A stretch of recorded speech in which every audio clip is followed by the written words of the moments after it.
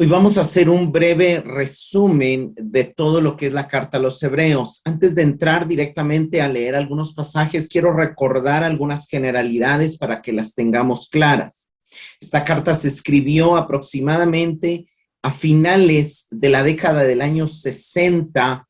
Estamos hablando unos 34 quizá años después, 35 años después de la ascensión, resurrección y ascensión de nuestro Señor Jesucristo, alrededor del año 67, muy probablemente a un grupo de creyentes que vivían en Roma. Era una casa, hogar, casa, iglesia, que estaban desanimados y que estaban considerando el regresar al judaísmo porque el cristianismo era una religión que estaba bajo persecución y el judaísmo no. El judaísmo era una religión autorizada en el Imperio Romano. Entonces, regresar al judaísmo era un medio para librarse de la persecución. Sin embargo, el autor les escribe esta carta con el objetivo de hacerles ver que eso que están considerando es algo catastrófico si llegan a tomar esa decisión, porque sería darle la espalda a Cristo, darle la espalda al nuevo pacto y darle la espalda al único camino de salvación que hay. Hubo un tiempo donde Dios medió la relación con su pueblo a través de la ley de Moisés y a través de los profetas. Pero ya ese tiempo pasó y desde que vino el Hijo de Dios en forma de hombre, ahora Él es el único mediador, ahora solo en su nombre hay salvación y ahora Él es el único camino al Padre. Ya el judaísmo ya no es válido para mediar nuestra relación con Dios, y ese es parte del mensaje principal de la carta. La carta es altamente la exposición del evangelio porque nos muestra lo que Cristo ha hecho por nosotros a través de su muerte, a través del tiempo que vivió como hombre en esta tierra, a través de su sacrificio, a través de su sangre y de lo que sigue haciendo a través de su sumo sacerdocio, que tal vez es algo de lo cual no hablan tanto los otros escritos del Nuevo Testamento. Y desde ese entendimiento es un llamado a vivir a la altura de lo que hemos recibido, a vivir dejando que la luz que vino a nosotros y que nos impactó ahora brille a través de nosotros, porque cuando fuimos amados se nos dio la capacidad de amar, y cuando fuimos iluminados se nos dio la capacidad de alumbrar. De hecho, él usa en dos pasajes el ser iluminados. El libro lo podríamos dividir en 5 secciones.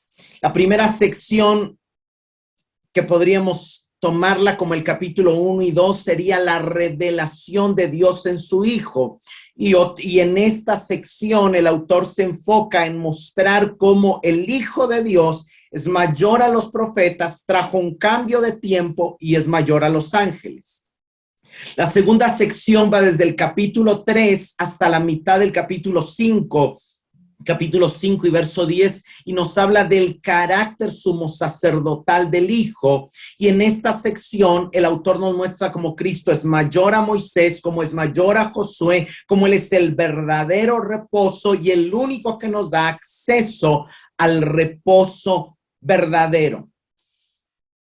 La siguiente o tercera sección va del capítulo 5 y verso 11 hasta el final del capítulo 10, y nos habla del oficio sumo sacerdotal del Hijo. Y el énfasis aquí es que el logro de Cristo como sumo sacerdote es mucho mayor a lo que podía alcanzar el sacerdocio levítico, y su sacrificio es mucho mayor que todos los sacrificios constantes y repetitivos del sacerdocio levítico. La cuarta sección, que va del capítulo 11 al capítulo 12 y verso 13, nos habla de la fidelidad a Dios a través de la perseverancia en la fe y en la esperanza. Nos muestran ejemplos de hombres que vivieron siendo fieles a Dios, creyéndole a Él, y de ahí nos lleva al mayor ejemplo, al autor y consumador de esa fe y de esa fidelidad, Cristo mismo, quien fue mayor en fe a los héroes de la fe. Y el libro termina y cierra con la aplicación de cómo debemos de vivir como cristianos ante el entendimiento de estas 4 verdades presentadas a lo largo del libro. Y básicamente la manera de vivir es en amor, en sacrificio agradable a Dios y estando dispuestos a sufrir por Cristo como sus seguidores. Por cuanto el don de Cristo es mayor, su mediación es mayor, nuestra responsabilidad y nuestra demanda como seguidores de Él también es mayor, pero no estamos solos. Él está con nosotros y Él es el que nos hace aptos y es su gracia la que nos ayuda y es su gracia la que nos sostiene. Entonces, todo el libro es una confirmación de lo que Dios ha hecho en nosotros, por nosotros, para nosotros, a través de Cristo. El libro empieza en el capítulo 1, del verso 1 al 4. Él da una introducción, la cual voy a leer para ir conectando también con algo que ya vimos. Él empieza diciendo, Hebreos 1:1, Dios, que muchas veces y de muchas maneras habló en otros tiempos a nuestros padres por medio de los profetas. En estos postreros días, claramente hubo otro tiempo, Dios habló de otra manera, el tiempo cambió. Ahora son los días postreros, los días del reino se inauguraron, los días del día del Señor se inauguraron, los días que los profetas anunciaron de gloria se inauguraron. En estos últimos días nos ha hablado en Hijo, en el lenguaje Hijo, a través del Hijo, por medio del Hijo y en un nuevo lenguaje donde solo se puede entender e interpretar si estamos conectados con el Hijo. A ese Hijo Él constituyó heredero de todo, y aquí Él empieza a introducir palabras que van a ser claves a lo largo del libro. La herencia luego va a invitarnos a heredar y nos va a recordar que para heredar necesitamos fe y necesitamos paciencia, y que Abraham heredó la promesa por medio de la fe y de la paciencia, y también los patriarcas y muchos héroes de la fe heredaron por medio de la fe y de la paciencia. Dice, y mediante el cual hizo los mundos. Y aquí, aunque algunas versiones traducen el universo, en el original dice los mundos, y él está hablando de que hay 2 mundos, el mundo venidero que va a permanecer inconmovible y el mundo actual que va a desaparecer, que va a ser removido, que va a ser transformado y que se va a unir con el mundo venidero en la consumación del reino de Dios. En el verso 3 nos dice, Él es el resplandor de la gloria de Dios. Y lo que nos está mostrando es el Hijo es el que nos ilumina. El Hijo es el que nos trae la luz de la gloria de Dios. El Hijo es el que nos da a conocer cuán glorioso es el Dios que decidió amarnos. Él es la imagen misma de su sustancia. Y es interesante que aquí la palabra sustancia la va a repetir, es la imagen misma de su hipóstasis, así como la fe es la hipóstasis de lo que se espera. Y aquí nos está conectando que lo que esperamos es Él es la realidad tangible de todo lo que nuestra alma espera. Y Él realmente contiene todo lo que nuestra alma necesita. Él es quien sustenta todas las cosas por la palabra de su poder. Es su palabra la que sostiene, la que nutre, la que alimenta, y es su palabra lo que necesitamos. Él está introduciendo esas ideas que luego va a afirmar en la carta. Después de llevar a cabo la purificación de nuestros pecados por medio de sí mismo, más adelante va a explicar que eso fue por medio de su sangre, que eso fue por medio de su sacrificio, se sentó a la derecha de la majestad en las alturas. Él ya es rey. Él ya está reinando, el reino ya está activo, hemos recibido ya un reino inconmovible y tenemos ya un rey sentado en la majestad de las alturas a la diestra de Dios. Nuestro rey no está esperando trono, ya está sentado en el trono. Más adelante nos va a explicar que sí, él sigue esperando que el Padre ponga a todos sus enemigos bajo sus pies, pero que hayan enemigos no niega la realidad de que él ya está reinando. ¿Pero por qué está reinando? Porque ya resolvió el mayor de nuestros problemas, ya llevó a cabo la purificación de nuestros pecados. Ese ataque, esa tentación, esa culpa, esa carga que nos afecta tanto, ya no es un gran problema porque ya está la solución. Por supuesto, el pecado debemos de seguir batallando contra él, pero es un gran consuelo saber que si hemos pecado, abogado tenemos, que si hemos pecado, su sangre ya pagó el precio, que si en algún momento todavía fallamos, él nos ayuda y que si nos sentimos débiles, él nos consuela, nos fortalece, nos entrena, se compadece de nosotros. O sea, él de ninguna manera está dándole libertad al pecado. Al contrario, él hace fuertes advertencias contra el pecado, pero siempre dejando claro que la solución ya está dada. Verso 4, y él ha llegado a ser superior a los ángeles, pues ha recibido un nombre más sublime que ellos. Los ángeles que gobiernan este mundo ya no tienen tanto poder, porque él ha sido coronado como rey del reino inconmovible de todo el universo entero, y a él se le fue dada toda potestad en los cielos, en la tierra y debajo de la tierra. Entonces vemos que esta introducción nos lleva a ver al Hijo, nos lleva a contemplar al Hijo y nos lleva a ver su obra para con nosotros. La primera sección nos habla de la revelación de Dios a través de su Hijo. Él da la introducción en los versos 1 al 4 que acabamos de ver, y luego pasa a hablarnos del verso 5 al 14 de la dignidad trascendente del Hijo. No lo vamos a leer todo, pero vamos a ir repasando, viendo algunos pasajes para ir de alguna manera recordando algunas cosas de manera muy rápida. Empecemos con Hebreos 1, 6 y 7. En cambio, en otro lugar, al presentarse a su Hijo primogénito al mundo, ordena que todos los ángeles de Dios le adoren. Dios dice respecto a los ángeles: hace que sus ángeles sean como vientos y como llamas de fuego sus servidores. Claramente dice, los es mayor que los ángeles porque los ángeles le adoran y él gobierna sobre los ángeles y ellos le obedecen.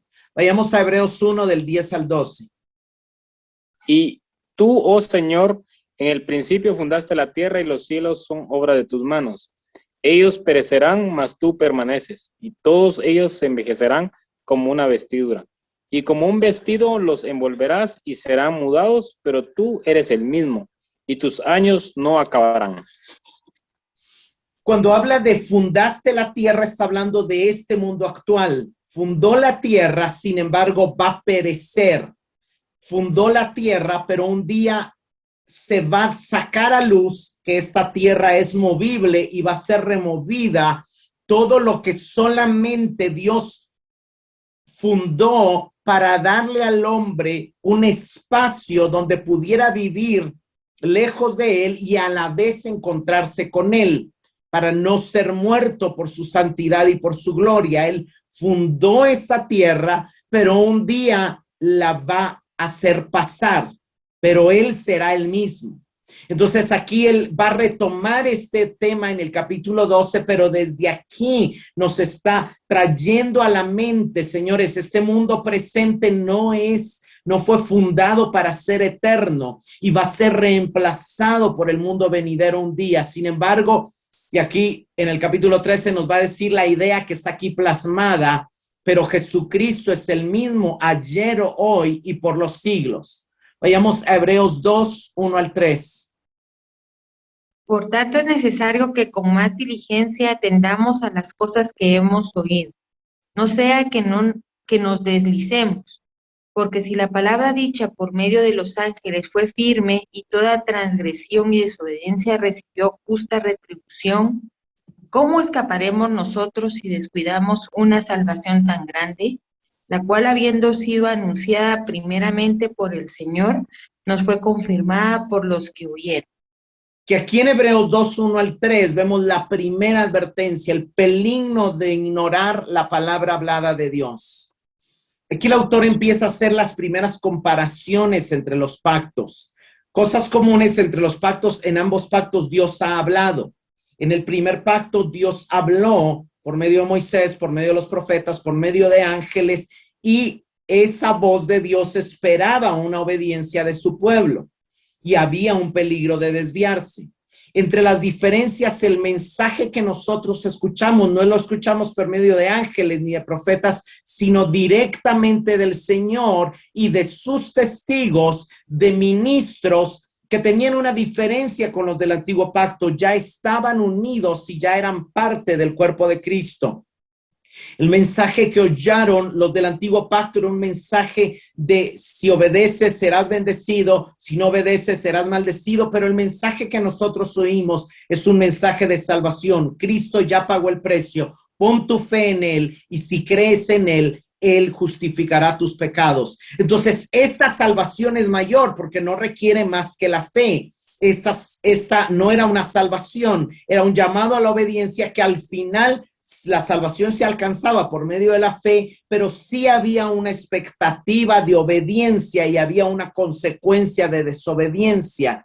Entonces, por eso dice, debemos de poner atención porque el mensaje del evangelio, en el mensaje del evangelio está la clave para no desviarnos, está la clave para no perdernos, está la clave para no desatender lo que el Señor ha hablado. ¿Y cuál fue el mensaje del Señor? ¿Y cuál es el evangelio? Que Él murió por nuestros pecados. ¿Cuál fue el mensaje del Señor? Yo vine a servir, yo vine a dar mi vida para salvación de muchos. Creed en mí, creed en el evangelio. El que cree en mí tiene vida eterna, el que cree en el Hijo tiene vida eterna. O sea, ese fue el mensaje que tenemos que estar atendiendo y oyendo una y otra vez.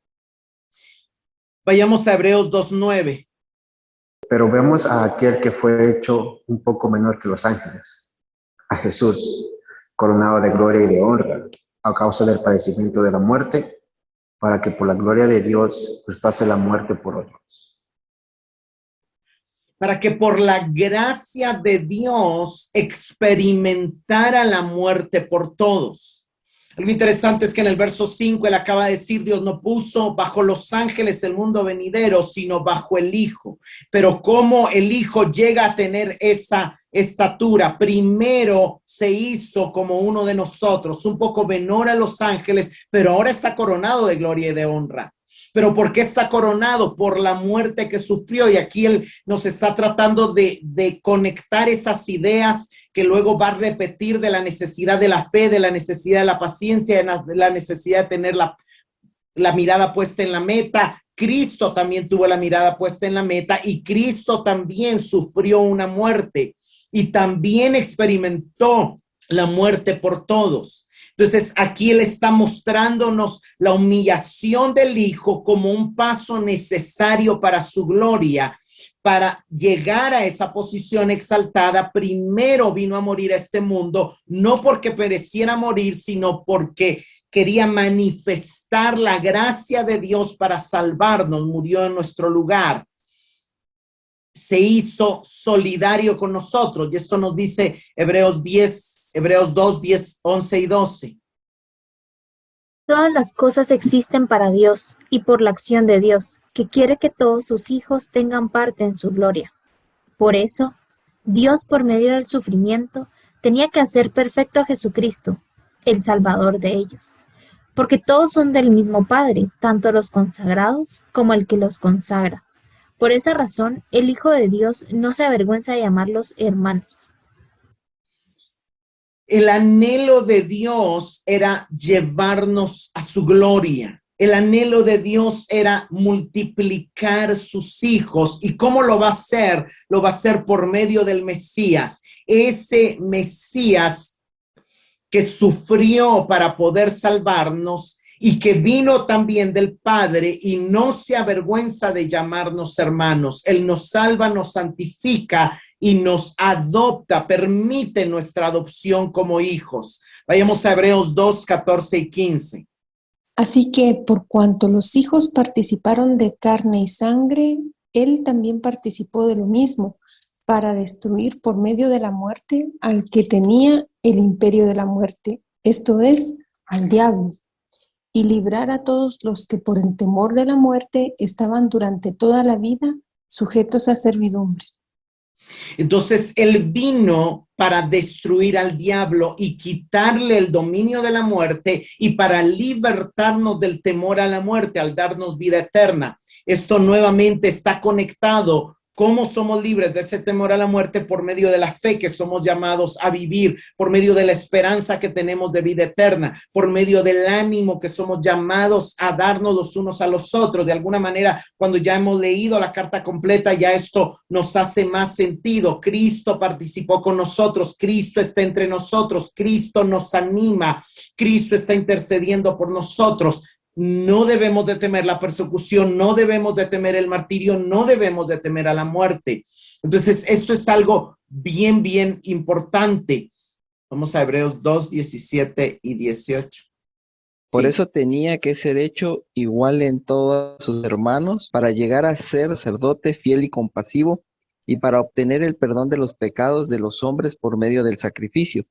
Y como él mismo sufrió y fue puesto a prueba, de ayudar a quienes igualmente son.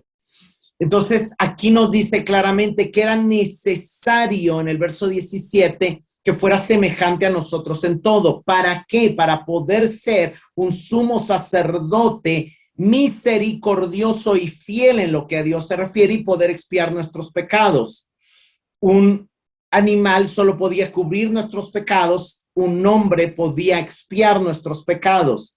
Entonces, esto lo va a repetir en el capítulo 5 con más detalle, cómo un sacerdote tenía que ser tomado entre los hombres para comprender la debilidad de los hombres y cómo por esa razón él se hizo como hombre para comprender nuestra debilidad y por eso él fue tentado en todo, fue semejante a nosotros y por eso es un sumo sacerdote que tiene misericordia de nosotros y es poderoso para ayudarnos en el momento de la prueba, en el momento de esa tentación, a abandonar la carrera, a separarnos de la iglesia, a no seguir profesando nuestra fe o a regresarnos al mundo, a regresarnos al judaísmo o a acomodarnos en nuestra vida cristiana. Él es poderoso para ayudarles, nos dice el autor. ¿Por qué? Porque es una carta de mucho ánimo y de la necesidad de aumentar ese correr, ese avance.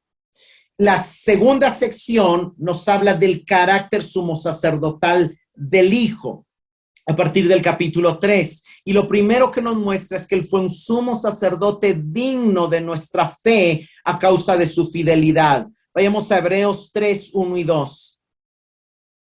Por tanto, hermanos santos, participantes del llamamiento celestial, considerad al apóstol sumo sacerdote de nuestra profesión, Cristo Jesús, el cual es fiel al que le constituyó, como también lo fue Moisés en toda la casa de Dios. Este pasaje es clave dentro de la carta porque se consideren, es el mismo, está la idea está implícita en los primeros versículos. Dios habiendo hablado, ahora miren al Hijo, luego dice consideren, hermanos, porque este llamamiento que tenemos, qué llamamiento a terminar la carrera, qué llamamiento a ser como Cristo, qué llamamiento a llegar a la meta, qué llamamiento a no desmayar, qué llamamiento a sostener nuestra fe y nuestra paciencia para heredar. Ahora que entienden que tienen este llamamiento y que creen que no van a poder llegar al llamamiento, consideren quién es su mediador, consideren quién es su salvador, consideren quién es el apóstol de su fe y el sumo sacerdote de su fe, consideren quién envió el mensaje a ustedes y quién es el que media, el que intercede ante el Padre por ustedes, quién es el que les da fuerza, quién es el que les envía gracia, quién es el que envió a su espíritu. Consideren que Él está de su lado, consideren que Él les puede apoyar, consideren que Él se compadece de ustedes, consideren a Cristo y consideren que Él es fiel al que lo constituyó, así como Moisés lo fue, pero ahora Moisés lo era sobre algo físico, Él lo es sobre nosotros, Él cuida de nosotros como el pastor que cuida de sus ovejas y Él cuida de nosotros como el apóstol que cuida del edificio, de la casa, como el encargado del templo de Dios, que cuida del templo de Dios, el cual somos nosotros. Vayamos a Hebreos 3, 5 y 6. Y Moisés a la verdad fue fiel en toda la casa de Dios, como siervo para testimonio de lo que se iba a decir. Pero Cristo como hijo sobre su casa, la cual casa somos nosotros, si retenemos firme hasta el fin la confianza y Él gloriarnos en la esperanza. Moisés fue fiel en la casa de Dios, pero Cristo es fiel sobre su casa y esa casa somos nosotros. Pero examinémonos que realmente tengamos una fe que va a mantenerse firme hasta el fin y examinemos que estamos constantemente gloriándonos en la esperanza de su segunda venida, en la esperanza de la resurrección, en la esperanza del mundo venidero, en la esperanza de la gloria, en la esperanza de la presencia de Dios, en la esperanza de ver a Dios cara a cara, en la esperanza de entrar en ese reino donde no hay más dolor, sufrimiento, temor, angustia. Considerémonos y examinémonos que estamos viviendo con los pies puestos en la tierra, pero con la mirada puesta en el cielo, con la mirada puesta en el galardón, como viendo al invisible. Entonces, constantemente la carta nos está animando a avanzar, animando a caminar y dándonos los medios para tener ese ánimo. Cristo está aquí para ayudarles. Cristo es el que los supervisa. Cristo cuida de ustedes. Cristo es el sumo sacerdote. Cristo murió por ustedes. Una y otra vez, ver a Cristo, ver a Cristo, ver a Cristo es algo que nos da la fuerza para avanzar en la carrera. Entonces, eso es algo bien, y de ahí viene una segunda advertencia, que es el peligro de rehusarnos a creer la palabra de Dios y con la consecuencia de no entrar al reposo, que es no vivir una vida de una paz gobernante en nuestra alma, en medio de persecución y en medio de aflicciones de nuestra vida. Aquí esta sección va desde el capítulo 3, verso 7 hasta el verso 19, pero vamos a leer solo del 12 al 14, pero es importante ver que en el verso 7 dice, como dice el Espíritu Santo, si ustedes oyen hoy su voz, no endurezcan su corazón como lo hicieron en el desierto en el día de la tentación. Entonces, lo primero que el autor está diciendo es, el Señor sigue hablando por medio de la predicación de su palabra, sigue hablando por medio de su palabra y sigue hablando por medio de su espíritu. Dios sigue hablando, su voz es presente. El Espíritu Santo hoy habla y si ustedes le oyen, no endurezcan su corazón como lo hizo la gente que salió de Egipto en el desierto. Vayamos a Hebreos 3, 12 al 14. Hermanos, cuidados de que ninguno de vosotros tenga un corazón malo, que se aparte del Dios viviente para no creer en Él. Al contrario, animaos unos a otros cada día, mientras dura ese hoy de que habla la Escritura, para que ninguno de vosotros sea engañado por el pecado, su corazón se vuelva rebelde. Porque para tener parte con Cristo hemos de mantenernos firmes hasta el fin en la confianza que teníamos al principio. Pues estos pasajes son claves en el desarrollo de la carta. Cuídense de que no haya ningún corazón pecaminoso de incredulidad. Y vamos a ver que el pecado, cuando el escritor está hablando de pecado, hermanos, en principio tiene en mente la incredulidad. Cuando en el capítulo 10 dice, cuídense, el que peca deliberadamente es el que deliberadamente decide no creer la palabra de Dios, no creer la realidad del cuerpo, no creer en el mundo venidero, no creer en la esperanza de que hay algo más que este mundo y que esta vida. Entonces, ¿qué puede esperar? Una horrenda expectación de juicio. El pecado que el autor tiene en mente es este pecado, un corazón malo de incredulidad que se aparte de tener su mirada, su esperanza, su fe puesta en el Dios vivo. Entonces, ¿cuál es el antídoto? El antídoto siempre en toda la carta es el amor. Anímense unos a otros, eso es exhórtense unos a otros, eso es estimúlense al amor los unos a los otros, eso es permanezca el amor fraternal en el capítulo 13 y verso 1, eso es del hacer el bien y de la ayuda mutua en el 13 y 16, es exactamente de alguna manera, la carta es un solo mensaje repetido una y otra vez. el mayor antídoto es ver a Cristo como número uno, y el segundo mayor antídoto es la unidad del cuerpo, la comunión con los hermanos, la santificación mutua, la exhortación mutua. Por eso es tan importante la comunión, por eso es tan importante la comunidad, por eso es tan importante el estar conectados con la iglesia. Y eso es lo que dice el verso 14. Hemos llegado a participar de Cristo siempre y cuando retengamos firme, porque si nos desconectamos de la iglesia, nos desconectamos de la participación de Cristo.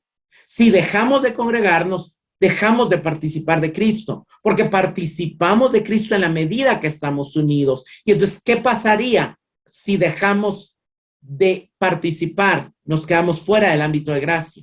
Lo que le pasó a Esaú. O sea, vemos cómo todo está conectado. Y luego va a entrar al tema del reposo, que el tema del reposo, el autor le llama de varias maneras. Reposo en el capítulo 4, lugar santísimo en el capítulo 10, y reino inconmovible o monte de Sión en el capítulo 12, pero es exactamente lo mismo, es entrar a ese ámbito espiritual donde conectamos con Dios, donde pierde valor, donde pierde importancia y donde pierde carga y peso las aflicciones de este mundo. Entonces es ese llamado a conectar con lo glorioso que tenemos en Dios a través del camino nuevo y vivo. Vayamos a Hebreos 4 del 1 al 3. Temamos pues, no sea que permaneciendo aún la promesa de entrar en su reposo, alguno de vosotros parezca no haberlo alcanzado, porque también a nosotros se nos ha anunciado la buena nueva como a ellos, pero no les aprovechó el oír la palabra, por no ir acompañada de fe en los que la oyeron. Pero los que hemos creído entramos en el reposo de la manera que dijo: por tanto, juré en mi ira, no entrarán en mi reposo, porque las obras suyas estaban acabadas desde la fundación del mundo. Entonces hay un peligro de quedarnos fuera del reposo, pero hay una verdad que tenemos que abrazar. Los que hemos creído ya entramos en el reposo. Entonces, en el nuevo pacto ya entramos en el reposo, pero nos mantenemos ahí en la medida que mantenemos nuestra fe. Cuando estamos creyendo, cuando nuestro corazón está lleno de fe, cuando nuestra mirada está puesta en Cristo, cuando nuestra mirada está puesta en las cosas celestiales, estamos reposando en Dios. No nos estamos preocupando de qué hacer, qué alcanzar y todo. Dios tiene el control. Dios y su gracia tiene el control. Dios es el Rey. Descansamos en Él.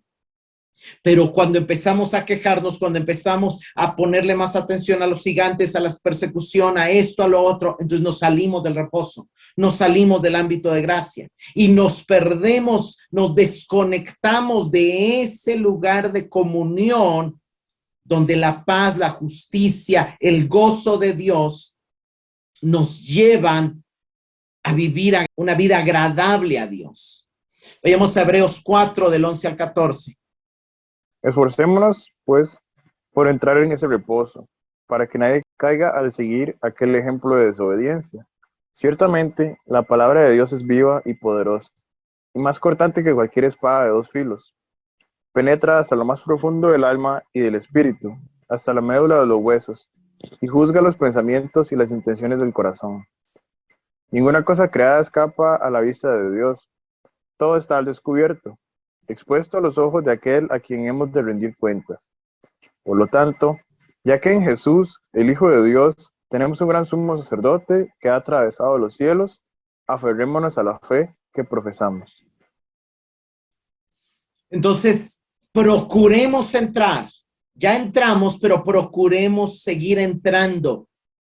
Y no sigamos el ejemplo de los que desobedecieron. Recordemos que la palabra de Dios es viva, nos está hablando constantemente, es eficaz, está lista para transformarnos si la creemos, está discerniendo nuestros pensamientos y las intenciones de nuestro corazón. Pero tenemos ya en Jesús un gran sumo sacerdote que traspasó los cielos y que abrió un camino nuevo y vivo. Retengamos nuestra profesión de fe. No nos regresemos al mundo, no nos regresemos al judaísmo, no nos alejemos de nuestra comunidad. Retengamos nuestra profesión de fe. Más adelante habla de cómo ese sumo sacerdote es digno de nuestra fe porque es el hijo de un Dios compasivo. Vayamos a Hebreos 4, 15 y 16. Nuestro sumo sacerdote comprende nuestras debilidades, porque enfrentó todas y cada una de las pruebas que enfrentamos nosotros. Sin embargo, él nunca pecó. Así que acerquémonos con toda confianza al trono de la gracia de nuestro Dios. Allí recibiremos su misericordia y encontraremos la gracia que nos ayudará cuando más la necesitemos. Amén. Aquí el autor, al terminar el capítulo 4, va a introducir el oficio de Cristo como sumo sacerdote que le va a llevar desde el capítulo 5 hasta el capítulo 10. Pero lo primero que él nos dice es, señores, antes de explicarles en detalle todo lo que Cristo es como sumo sacerdote, les dejo claro y les recuerdo una vez más, él no es alguien que no puede compadecerse de nuestras debilidades, sino que por el contrario se compadece porque comprende nuestra debilidad al haber sido tentado en todo, aunque obviamente él no pecó. Pero podemos acercarnos con confianza al trono de su gracia y aquí el reposo es el trono de la gracia y ahí vamos a alcanzar misericordia y vamos a hallar gracia para cuando necesitemos ayuda. Entonces es algo maravilloso esa conexión que él está haciendo. Al inicio de Hebreos 5, él nos muestra que el sumo sacerdote tenía que ser de entre los hombres y Cristo por eso fue tomado por hombre para comprender la debilidad de los hombres. En el verso 11 y 12, él pasa a la tercera advertencia y él enfoca un peligro grave que están viviendo estos creyentes. Se están quedando en inmadurez. Su crecimiento se ha retrasado, se han vuelto lentos para entender y aunque ya debieran ser maestros, todavía necesitan que se les vuelva a enseñar. En el capítulo 6, él les invita a avanzar hacia la madurez y les recuerda que los que fueron hijos, que los que fueron iluminados, que los que fueron adoptados, que los que fueron libertados, ya lo fueron una vez y para siempre. Y si no se están sintiendo hijos, no deben de pedir otra vez adopción, sino reconocer que son hijos. Y los que no se están sintiendo libres no deben de pedir libertad, sino abrazar la libertad que ya recibieron. ¿Por qué? Porque no hay otra nueva renovación. El renovado fue renovado para siempre y el que recibió el beneficio de la cruz de Cristo, lo recibió una vez para siempre. No se puede crucificar otra vez al Hijo de Dios. Se debe de abrazar lo que Él ya nos dio a través de su crucifixión y de nuestra fe en esa crucifixión. Y aquí vamos a Hebreos 6 del 9 al 12. Pero en cuanto a vosotros, oh amados, estamos persuadidos de cosas mejores y que pertenecen a la salvación. Aunque hablamos así, porque Dios no es injusto para olvidar vuestra obra y el trabajo de amor que habéis mostrado hacia su nombre, habiendo servido a los santos y sirviéndoles aún. Pero deseamos que cada uno de vosotros muestre la misma solicitud hasta el fin, para plena certeza de la esperanza, a fin de que no os hagáis perezosos, sino imitadores de aquellos que por la fe y la paciencia heredan las promesas. Para el autor hay un elemento de herencia que está en riesgo si permanecemos en pereza. Ellos son verdaderos creyentes, han dado frutos de amor, han servido a Dios con devoción. Dios no se va a olvidar de ese servicio, pero Dios anhela que el mismo entusiasmo que tenían al principio lo sigan teniendo hasta el fin. Dios anhela que se despojen del desánimo, de la incredulidad y que se llenen de pasión nuevamente para servirle y que busquen heredar el reino, heredar las promesas, heredar recompensas eternas. Dios anhela darnos recompensas eternas y no está mal que las ambicionemos, que las busquemos de una manera sana, de una manera santa. Cristo no dijo, conmigo nadie va a poder ganar. Él dijo, el que quiera ganar su vida tiene que perderla. O sea, él nos dio el camino, pero él dijo, si ustedes quieren ganarla, se puede. Solo que esta es la fórmula. La fórmula de llegar a la felicidad no es perseguir la felicidad, sino renunciar a la felicidad que el mundo nos ofrece para encontrar la verdadera felicidad que solo en Dios se ofrece, la verdadera plenitud que solo en Dios se puede encontrar. Entonces, ese es el camino, ese es el mensaje de Jesús y ese es el mensaje de esta carta.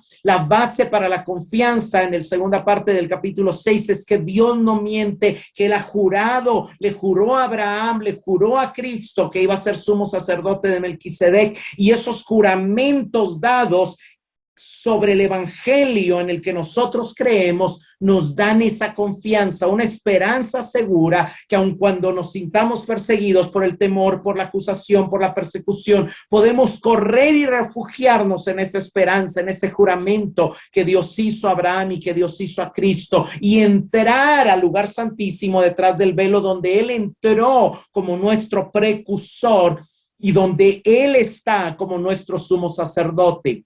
Así pasa al capítulo 7, y en el capítulo 7 primero habla de Melquisedec y se enfoca en que Melquisedec es mayor a Abraham, y esto se demuestra porque él bendijo a Abraham y también es mayor a Leví, y esto se demuestra en que Leví a través de Abraham le dio diezmos.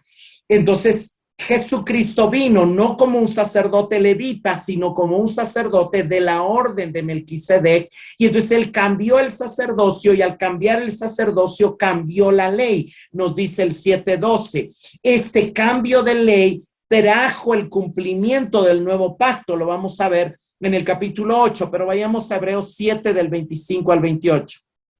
Entonces puede salvar para siempre a los que vienen a Dios por medio de él, pues vive para siempre y está listo para ayudarlos cuando se presenten ante Dios. Jesús es la clase de sumo sacerdote que necesitamos. Es santo y no ha hecho nada malo, es puro y no se deja influenciar por los pecadores. Ha sido elevado a los cielos y no es como cualquier otro sacerdote. Los otros sacerdotes tenían que ofrecer sacrificios todos los días, primero por sus propios pecados y luego por los pecados del pueblo. Pero Jesús no necesita hacer eso. Él ofreció un solo sacrificio una sola vez y para siempre. La ley establece sacerdotes humanos, con las mismas debilidades que la gente. Pero después de dar la ley, Dios hizo la promesa de nombrar sumo sacerdote a su Hijo, quien fue hecho perfecto para siempre a través del sufrimiento. Miren, hermanos, lo más hermoso del capítulo 7 para mí es el verso 25. Él puede salvar para siempre a los que por medio de él se acercan a Dios, ya que vive para interceder por ellos. Él no está hablando de salvar a gente que todavía no le conoce. Él está hablando de que la salvación en nosotros sigue creciendo. Él nos sigue salvando de temores, nos sigue salvando de peligros, nos sigue salvando de angustias, nos sigue salvando de pecados, nos sigue salvando para siempre. Él puede seguirnos salvando para siempre. ¿Por qué? Porque vive para interceder por nosotros. ¿Por qué? Porque él no es como los otros sacerdotes, sino que él es un sacerdote mucho mayor, y él no ofreció animales como los otros sacerdotes. Él se ofreció a sí mismo. Él nos comprende, pero era y ha sido siempre perfecto, como dice el verso 28. El capítulo 8 pasa a hablar del mejor pacto, y al principio, digamos, en el inicio del capítulo 8 hay una afirmación importante. El punto principal de lo que venimos diciendo, dice él, es que es el sumo sacerdote que tenemos, es rey. Él ministra el santuario verdadero y no en la copia. Y entonces él ya inauguró el nuevo pacto, nos dice, y él nos recuerda que este nuevo pacto está basado en mejores promesas, y las mejores promesas es que Dios iba a poner sus leyes en nosotros, es que él sería nuestro Dios y nosotros seríamos su pueblo, es que todos tendríamos la capacidad de conocer directamente al Señor en su amor, en su paternidad, en su gracia para con nosotros. y que Él removería y perdonaría por completo nuestros pecados. Eso es maravilloso. Y en el verso 13 dice, al decir nuevo pacto, se ha dado por viejo el primero, y lo que es viejo y anticuado está próximo a desaparecer. Y Él está anunciando la próxima destrucción del templo y la próxima destrucción de Jerusalén también. En el capítulo 9, Él habla de la necesidad de una nueva práctica cultica, y entonces Él en los primeros versículos recuerda que había un santuario terrenal y reglas para el santuario, pero que ahora también hay un santuario celestial. Y lo más importante aquí es que al principio en el antiguo pacto la purificación era solo externa, pero aquí en el nuevo pacto la purificación es mucho más profunda. Veamos Hebreos 9, 14 y 15.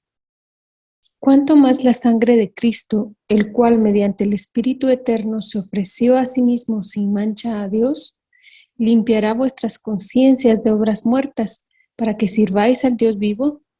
Así que, por eso es mediador de un nuevo pacto, para que interviniendo muerte para la remisión de las transgresiones que había bajo el primer pacto, los llamados reciban la promesa de la herencia eterna.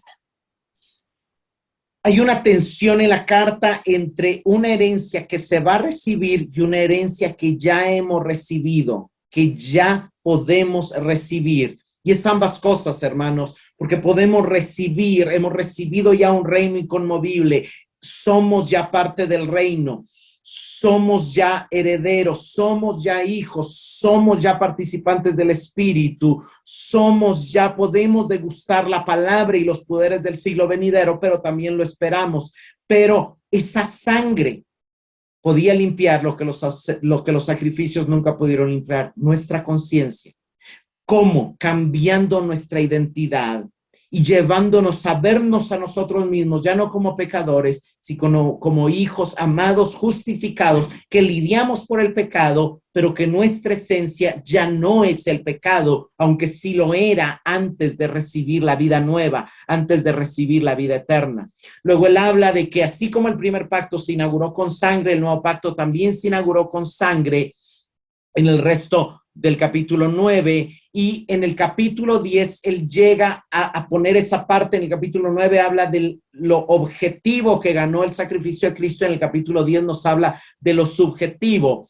Lo más importante del capítulo 10 es ver cómo él reemplazó, puso fin a los sacrificios y a las ofrendas y estableció y dijo: he venido, Señor, para hacer tu voluntad, y en esa voluntad nos consagró como sacerdotes según el verso 10, y luego nos habilitó para ejercer el sacerdocio en el verso 14, al decir nos hizo perfectos, y entonces luego nos corrobora eso al decirnos tenemos nueva identidad, la ley de Dios ha sido puesta en nuestra mente y corazón en el verso 16, y nuestros pecados han sido removidos, el verso 17. El verso 18 es muy importante: ya no hay necesidad de presentar más ofrendas por el pecado.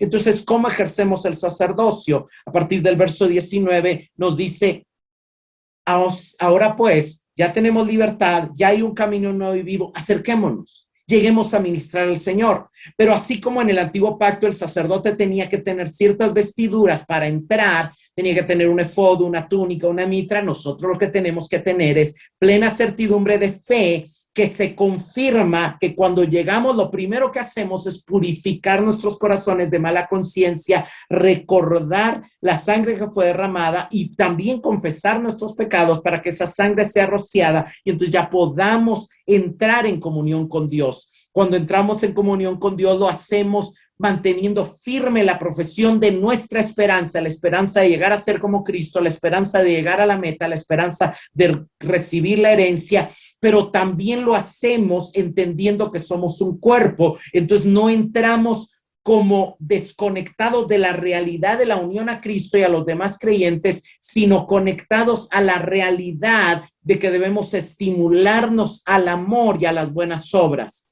Hay un pecado que evitamos, que es el pecado de pisotear el cuerpo, menospreciar la sangre y afrentar al Espíritu de gracia, porque sabemos que Dios juzgará a su pueblo, y entonces en lugar de eso nosotros honramos al cuerpo, honrando a los demás, apreciamos la sangre, ejerciendo como sacerdotes, y nos dejamos llenar y guiar por el Espíritu Santo.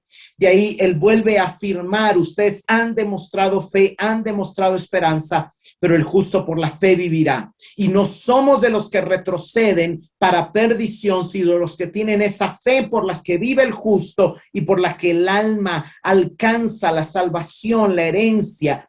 Nuestro espíritu ya vive la salvación, pero el alma necesita entrar a descansar en Dios, a reposar en Dios, a recibir de su gracia. Y por eso es tan importante la fe. Ahí viene el capítulo 11 para mostrarnos.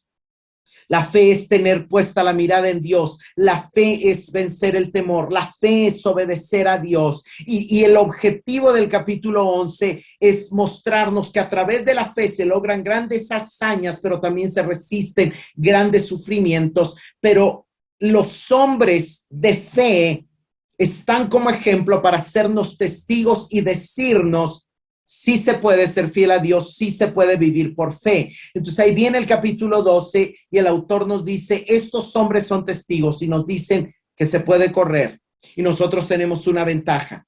Dios mismo es nuestro entrenador. Estamos bajo el sistema educativo de Dios y Él nos disciplina, eso es, nos entrena atléticamente para luchar, para correr esta carrera. Y lo que tenemos que hacer es afirmar, fortalecer nuestras manos, afirmar nuestras rodillas. Voy en el capítulo 12, verso 12. ¿Por qué? Porque necesitamos seguir corriendo. Y la manera de enderezar las sendas para nuestros pies, viene ahí la última parte de cómo vivir en el mundo cristiano hostil, es perseguir la paz con todos y la santidad. Si queremos llegar a las metas, debemos de pensar en llegar todos. Miren, hermanos, yo decía precisamente ayer algo. No todos van a llegar a la meta, pero todos los que lleguen a la meta son los que busquen que todos lleguen. Los que tienen la mentalidad hasta que todos lleguemos son los que van a llegar. El que tiene la mentalidad, ¿a qué me importan los demás? Yo quiero llegar solo, ese no va a llegar. La manera de llegar es procurar la paz con todos, la unidad, el estimularnos al amor, el exhortarnos unos a otros, el entender la vida del cuerpo, el no dejar de congregarnos, de unirnos, de edificarnos, de exhortarnos, de amarnos. Y la santidad, que la santidad también está conectada con el amor. Mientras más amamos, somos más santos, porque la santidad es el cumplimiento de la ley y el cumplimiento de la ley es el amor. Entonces debemos de cambiar a veces conceptos equivocados que tenemos con santidad. Hay un peligro, no se salgan del ámbito de gracia como le pasó a Esaú. No aprecien más lo terrenal que lo celestial. Y ahí viene el recordatorio. Ustedes tienen algo mucho mayor. En el monte de Sión, los que se encontraron con Dios, lo único que les causó fue temor y espanto. Nosotros somos invitados a la asamblea de ángeles gozosos que nos dicen, vengan y adoren a Dios con nosotros. Nosotros lo que vemos es a Dios no como un juez que va a castigar nuestro pecado, sino que nos dice, te apliqué la justicia de Cristo, te veo como justo. Nosotros lo que tenemos es a Cristo como mediador del nuevo pacto que nos dice, siempre estoy intercediendo por ti. No hay minuto, segundo, ni minisegundo que yo no esté intercediendo por ti. Nosotros lo que tenemos es la sangre que no clama venganza como la de Abel, sino que clama, yo te quiero purificar, yo te quiero transformar, yo quiero rociarte, yo quiero seguirte transformando. Y es nuevamente el llamado del 4:16 de acerquémonos al llamado del 10:22, acerquémonos. Aquí es, nos hemos acercado. Nos hemos acercado ya estamos adentro, ya nos conectamos, ya podemos entrar, ya podemos disfrutar. Pero no se olviden, viene un juicio. Dios va a remover lo movible, Dios va a quemar lo consumible y solo va a permanecer lo inconmovible, solo va a permanecer lo que hayamos hecho en obediencia a Él. Entonces, teniendo en cuenta eso que ya recibimos, eso que ya tenemos, y también el hecho de que nuestras obras van a ser pasadas por fuego, vivamos a Dios desde la gratitud, sirviéndole con temor y reverencia. ¿Cómo le servimos con temor y reverencia? Ahí entra el capítulo 13. A través del amor fraternal. Servimos a Dios cuando servimos a otros. A través del fruto de labios que confiesan su nombre. Agradamos a Dios cuando le adoramos, cuando le alabamos, cuando predicamos su palabra, cuando confesamos su palabra.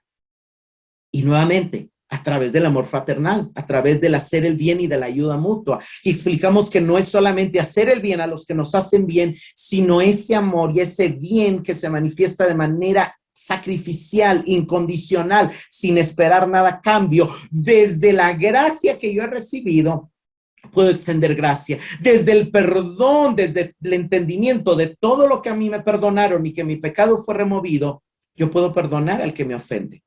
Desde el amor con el que yo fui amado, yo puedo amar y orar por mi enemigo. Ese es el entendimiento del libro de los Hebreos, ese es el entendimiento del Evangelio, ese es el entendimiento del Sermón del Monte, ese es el entendimiento del mensaje que nos da el Nuevo Testamento. Hemos recibido mucho. Vivamos a la luz, vivamos a la altura de eso que hemos recibido. Y el autor termina.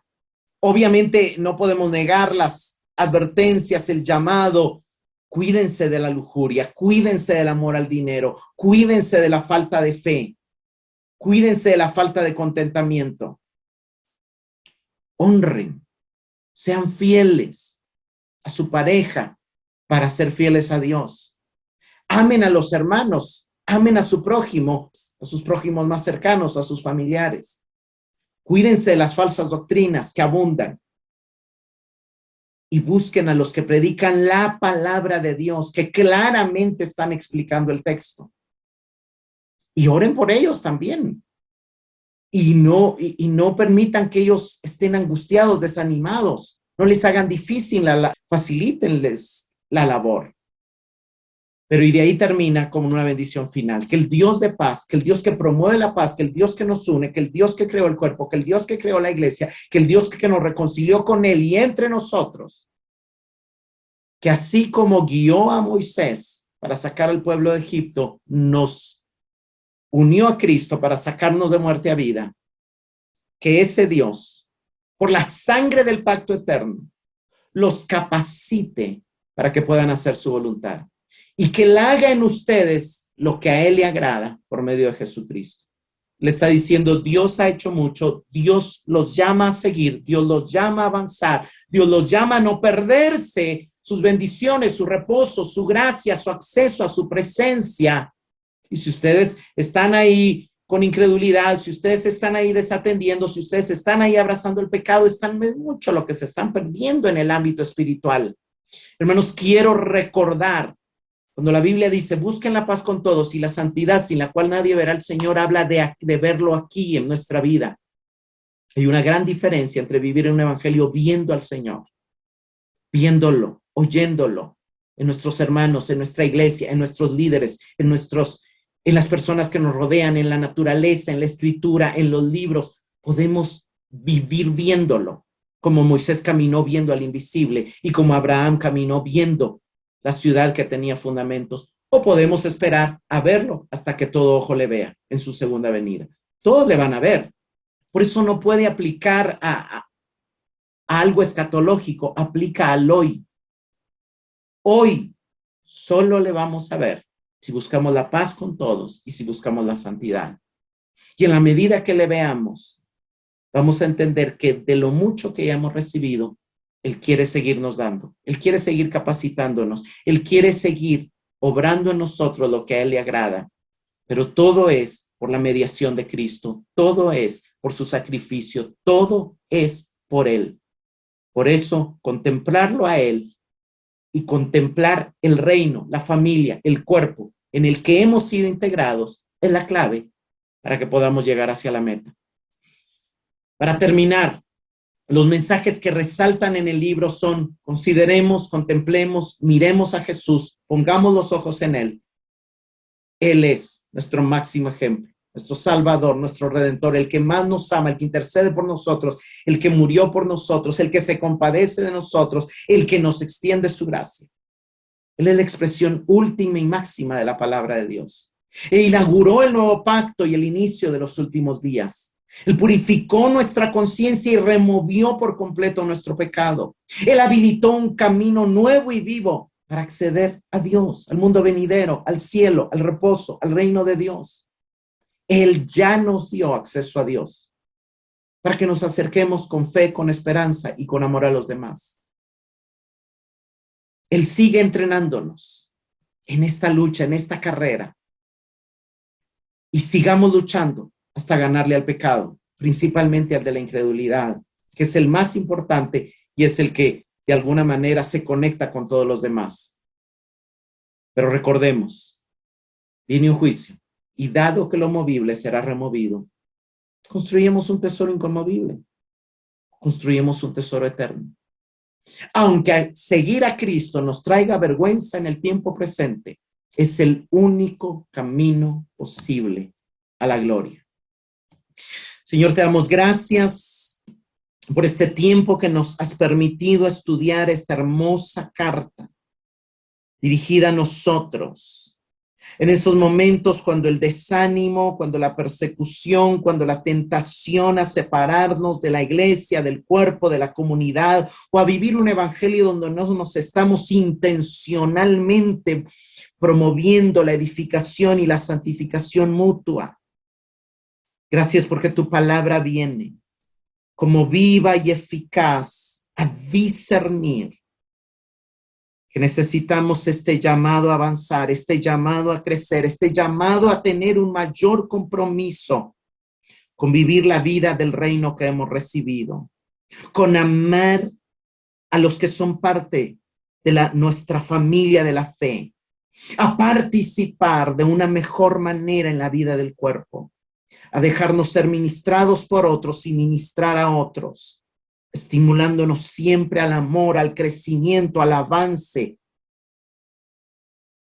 Gracias por hacernos ese llamado a correr con los ojos puestos en ti y a recordar que es posible terminar la carrera, que es posible ser fiel hasta el final y que es posible llegar a la meta y que tú eres el que primero estás para ayudarnos, para alentarnos, para socorrernos, para fortalecernos, para ministrarnos. Gracias, Señor, por este maravilloso nuevo pacto. Gracias también por este llamado desde el amor a vivir lo que somos y a someternos a tu sistema formativo